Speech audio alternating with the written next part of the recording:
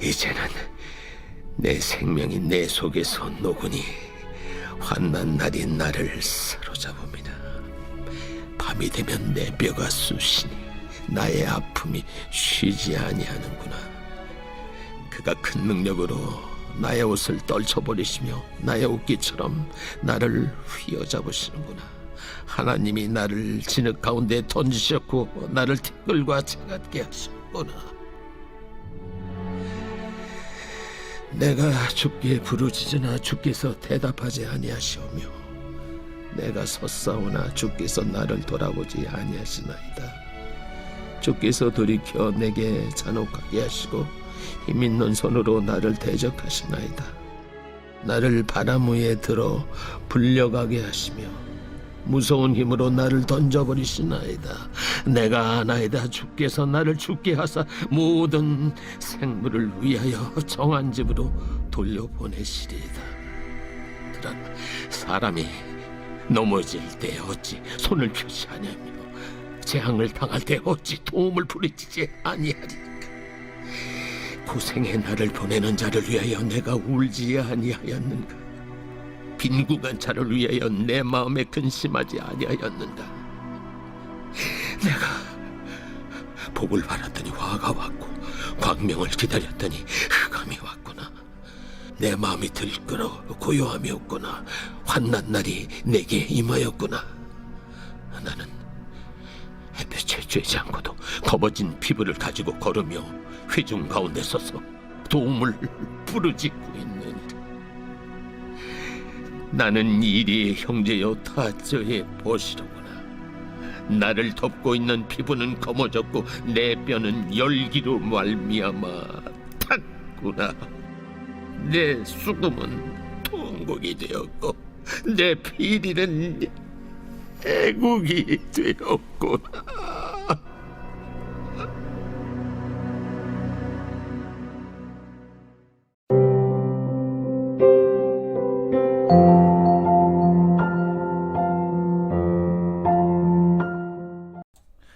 여러분 반갑습니다. 오늘도 큐티러여는 기막힌 하루입니다. 본 말씀 욥기서 30장 16절부터 31절의 말씀입니다.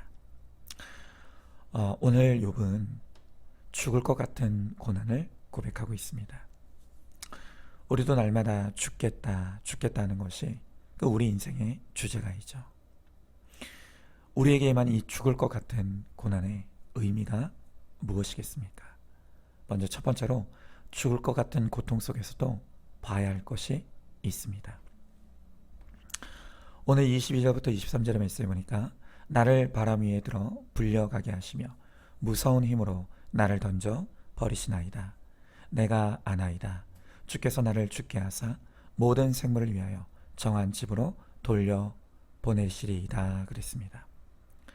여러분, 지금 욥은 태풍과 같은 고난을 만났습니다.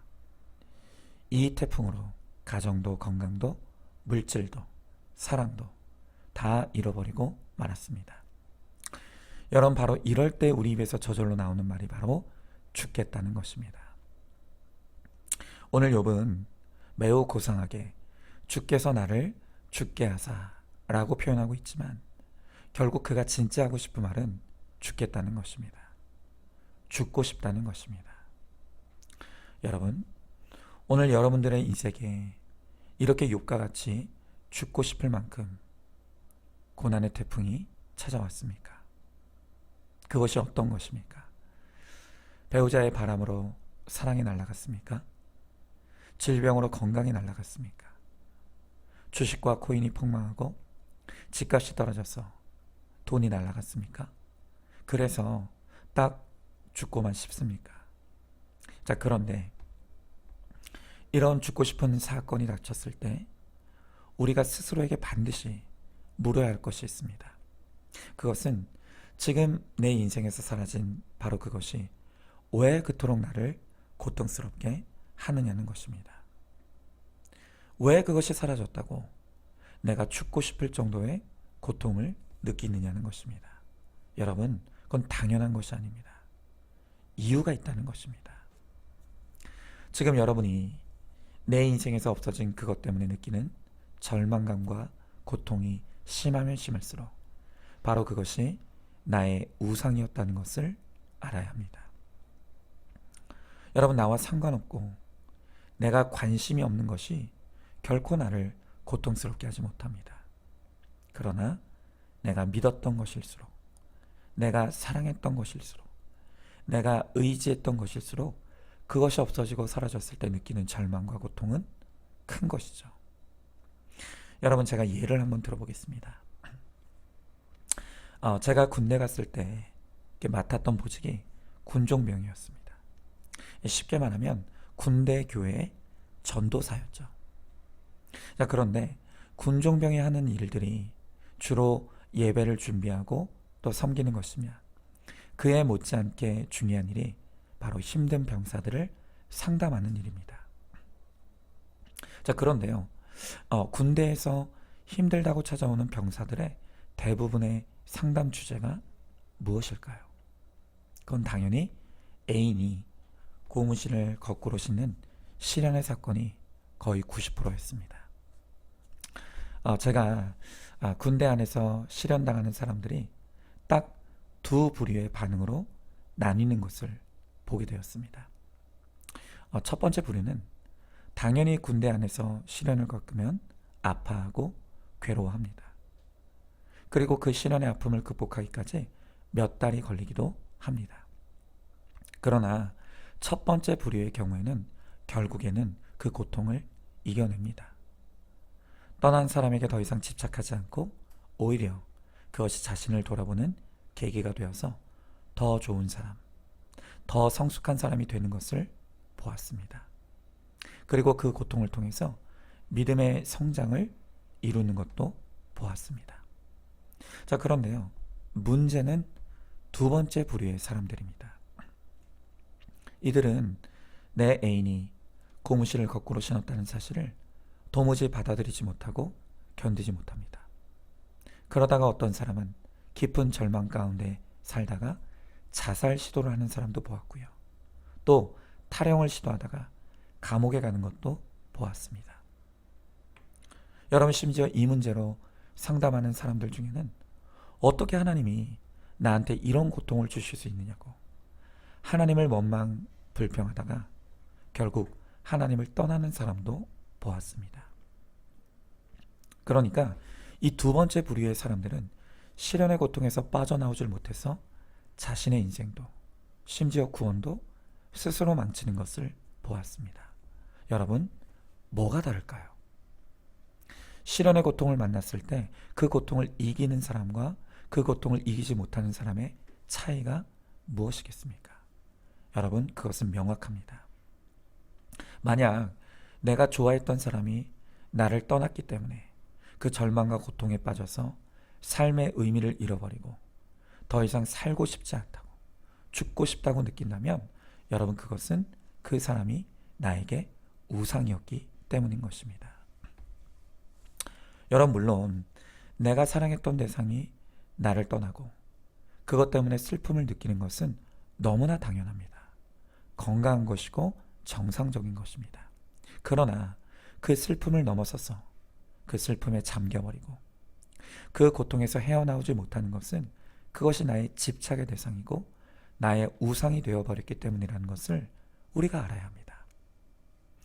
여러분, 하나님은 10계명의 제1계명으로 나 외에 다른 신을 두지 말라고 하십니다. 하나님 외에 그 어떤 것도 우리의 참된 사랑의 대상, 믿음의 대상, 기대의 대상이 될 수가 없기 때문입니다. 여러분, 특별히 사람은 그 누구도 우리의 믿음의 대상이 될 수 없습니다. 그런데 하나님께 두어야 할 우리의 믿음과 사랑과 기대를 헛된 대상에게 바쳤기에 그 결과로 내 사랑과 믿음이 배반당하는 죽을 것 같은 고통은 필연적으로 찾아올 수밖에 없는 것입니다. 여러분, 그러므로 우리의 인생에서 내가 그토록 믿고 사랑하고 의지했던 것이 날아가고 사라지는 사건이 왔다면 그건 우연히 찾아온 사건이 아니라는 것을 알아야 합니다. 바로 그 사건은 나의 우상이 무너지는 사건입니다. 그리고 이 죽을 것 같은 고통도 그 사람 때문이 아니라 그를 나의 우상 삼았던 그 우상 숭배의 죄의 결론이라는 것을 반드시 깨닫고 회개해야 합니다. 그럴 때 우리가 그 죽을 것 같은 고통도 극복하고 이길 수 있게 되는 것입니다. 자, 한번 질문해 봅니다. 내가 사랑하고 믿고 의지했던 그 어떤 것이 나를 배반하고 사라지는 사건이 일어났습니까? 그 고통이 크면 클수록 그것이 나의 우상이었기 때문이라는 것을 인정하십니까? 결국 내가 겪는 고통은 누구 때문이 아니라 하나님 아닌 다른 대상을 우상 숭배한 내 죄의 결론임을 인정하시고 회개하시기 바랍니다. 두 번째로, 죽을 것 같은 고통을 통해 주님이 나에게 찾아오십니다. 자, 오늘 24절의 메시지 보니까 그러나 사람이 넘어질 때 어찌 손을 펴지 아니하며 재앙을 당할 때 어찌 도움을 부르지 아니하리까 그랬습니다. 여러분, 앞에서 이 죽을 것 같은 고통의 사건은 바로 나의 우상이 드러나는 사건이고 내 우상이 무너지는 사건이라고 말씀드렸습니다. 그러나 이 죽을 것 같은 고통의 의미는 그것이 전부가 아닙니다.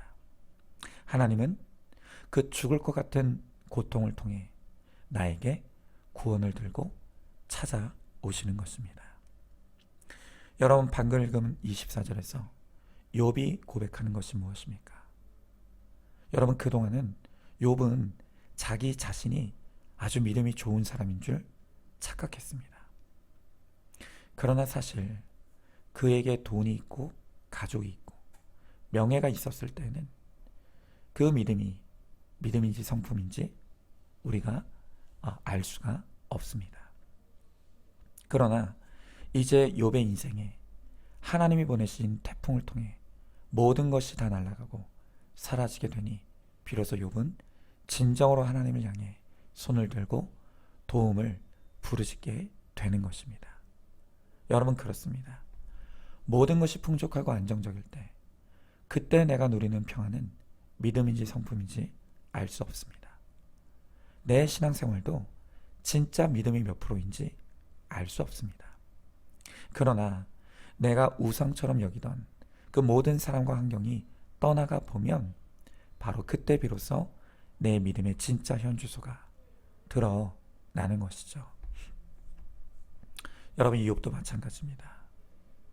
욥이 모든 것이 다 떠나가 보니 비로소 그동안 나도 남도 다 칭찬하던 그 믿음은 사실은 성품이었을 뿐이고 사실은 나에게는 참된 믿음이 없었다는 것이 이제 다 드러나게 되는 것입니다.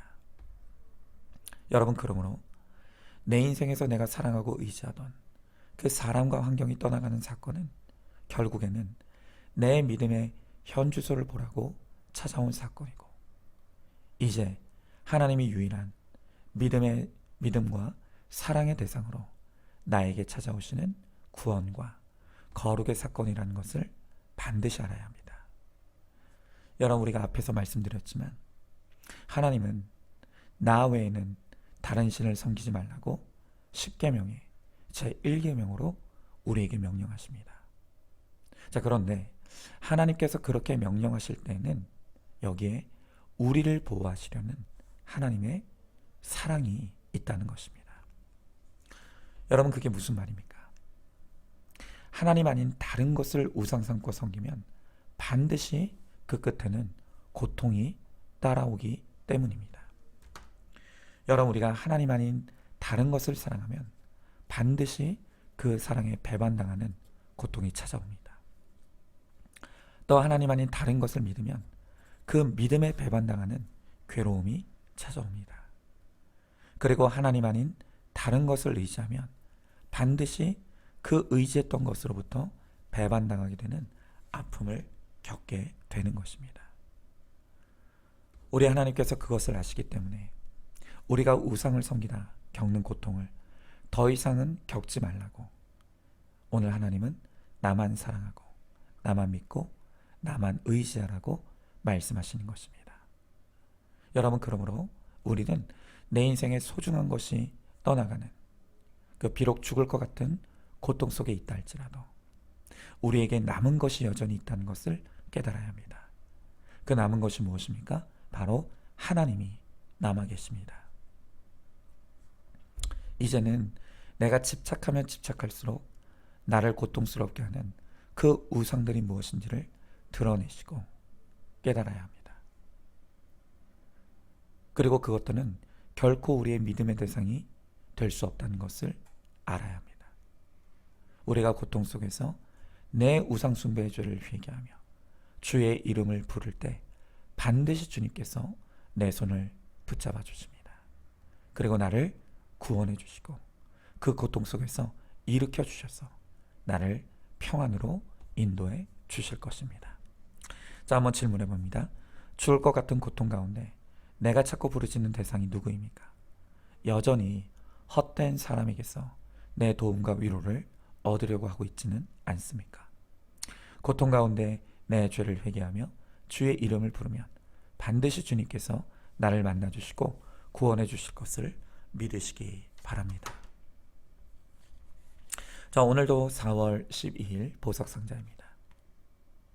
예수께서 죽은 나사로를 살리실 때 그냥 살려내지 않았습니다. 무덤에 돌을 굴려내는 수고를 해야 합니다. 죽으면 죽었지 내 죄는 오픈 못해 하면서 영적인 사망에 처해 있지 않습니까? 내가 돌을 굴려내면 내 속에 있는 죄와 사망의 썩은 것들을 오픈하면 살려주십니다. 아멘. 우리 함께 기도하겠습니다. 주님, 우리 인생에 태풍이 불어 내가 사랑하고 믿고 있었던 많은 것들이 떠나가는 죽을 것 같은 고통이 우리에게 임합니다. 그러나 내 인생에 죽을 것 같은 그 고통은 바로 내 속에 우상을 드러내는 사건이며 그 우상이 깨어지는 사건이며 이제는 하나님이 나의 참된 하나님으로 찾아오시는 사건이라고 말씀하십니다. 하나님, 이제는 내 인생의 그 죽을 것 같은 고난의 의미가 무엇인지를 깨닫고 바로 그 속에 나의 우상이 있으며 나의 우상 숭배의 죄의 결론으로 나에게 이와 같은 고통이 찾아왔음을 철저히 회개함으로 이제는 구원을 들고 나에게 찾아오시는 하나님을 참되게 만나고 믿게 하시고 나를 고통 속에서 건져주시고 평안으로 인도해 주시는 하나님의 은혜를 누리는 우리 모두가 되게 하여 주시옵소서. 믿사오며 사랑에 많으신 우리 예수님 이름 받들어 기도드리옵나이다. 아멘. 오늘도 큐티로 기막힌 하루를 살아내는 하늘가족 공동체 우리 모든 성도님 되시기를 주님의 이름으로 축복합니다.